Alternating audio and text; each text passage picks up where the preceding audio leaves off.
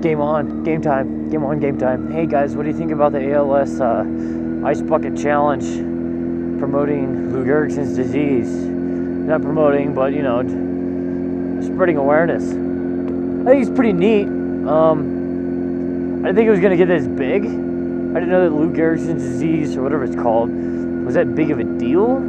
Granted, anybody can be very narrow-minded about any disease because they don't have it. Granted, I don't have Lou Gehrig's disease, and I don't have any problems right now with my body and or physical condition.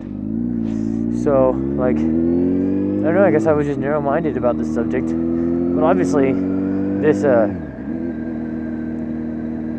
awareness is doing an amazing job because there's a lot of famous people doing it. There's a lot of famous people out there getting themselves wet and icy for awareness. And I think it's awesome. I really do. I think it's awesome. Now, granted, if we could spread awareness that easy with, every disease and have people actually care about everybody, that would be a lot better than just, ALS Lou Gehrig's. But, hey, what can you do? I mean, for me, I just mind my own business. I don't really fucking dick with anything else. So when it comes down to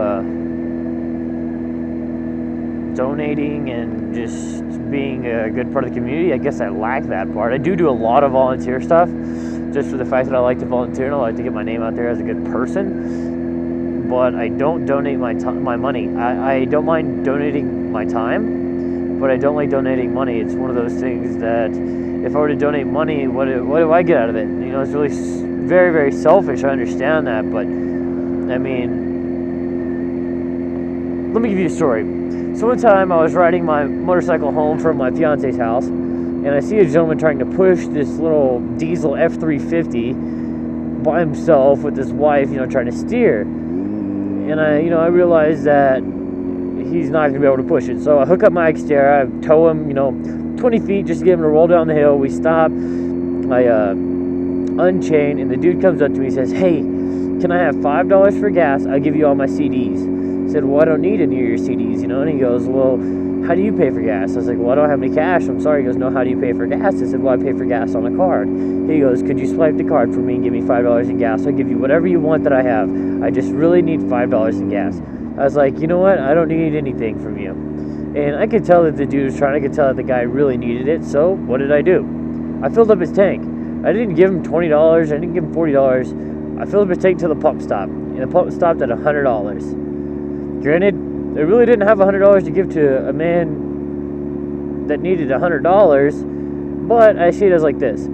Yeah, I gave him $100. Yeah, I was out $100. Okay, that's not that bad. But if I were to ever be in that situation, I would want somebody to give me assistance. Now, granted, when I grow up, there's probably not going to be too many people out there who just help each other out. Granted, there's nobody now that help each other out. We were stranded on the side of the road in the richest part of Albuquerque. And who stopped? No one. Nobody stopped for us. Nobody stopped and said, "Hey, do you need any help?" I mean, there's clearly people who could have helped us. But nobody said anything. They just traveled on their merry way. And they don't give a fuck about anybody but themselves.